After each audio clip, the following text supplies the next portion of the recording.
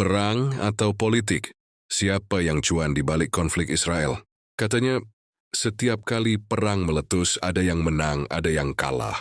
Tapi kenyataannya, ada juga yang selalu menang, nggak peduli siapa yang kalah. Yap, yang punya pabrik senjata, perusahaan media, dan kontrak politik. Pertama, negara mana yang cuan? Pertama-tama kita bahas negara. Siapa yang paling semangat pas perang meletus? Jawabannya, negara yang punya industri militer gede-gedean. Amerika Serikat. Tahun 2024 aja ekspor senjata mereka tembus 200 miliar. Setiap kali Israel perang, perusahaan kayak Lockheed Martin, Raytheon, Boeing Defense langsung cuan. Pemerintah halas bantu Israel miliaran dolar. Tapi duit itu sering balik lagi ke perusahaan senjatanya sendiri. Pinter kan?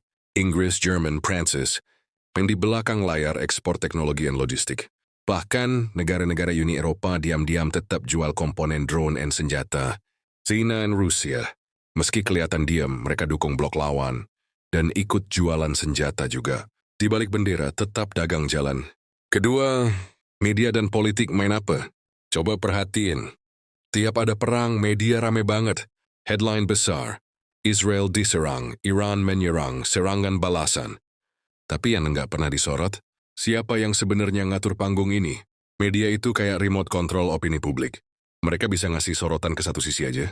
Gambar, musik, kata-kata semua bisa ngebentuk emosi kita. Politik global juga main peran. Isu perang bisa dipakai buat alihkan perhatian dari skandal dalam negeri. Bisa juga buat ngedongkrak popularitas pemimpin. Dan bisa banget buat legalkan anggaran militer gede-gedean.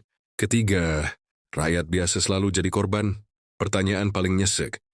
Kenapa rakyat sipil selalu yang menderita, bukan yang punya saham? Di Gaza, anak-anak kelaparan, bangunan runtuh, listrik padam.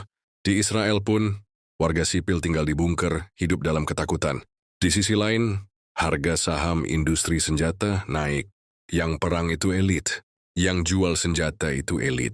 Yang ngitung dolar itu elit. Tapi yang kehilangan rumah, keluarga, dan masa depan, itu rakyat biasa. Jadi, ini perang beneran atau panggung politik global buat cari cuan? Yang jelas, kalau kita cuma nonton tanpa sadar skenario besar ini, kita cuma jadi penonton pasif. Like kalau kamu peduli pada kebenaran, komen pendapatmu. Perang ini murni konflik atau ekonomi berkedok ideologi? Subscribe buat konten jujur, reflektif, dan penuh insight lain. Karena dunia makin panas, tapi akal sehat harus makin dingin.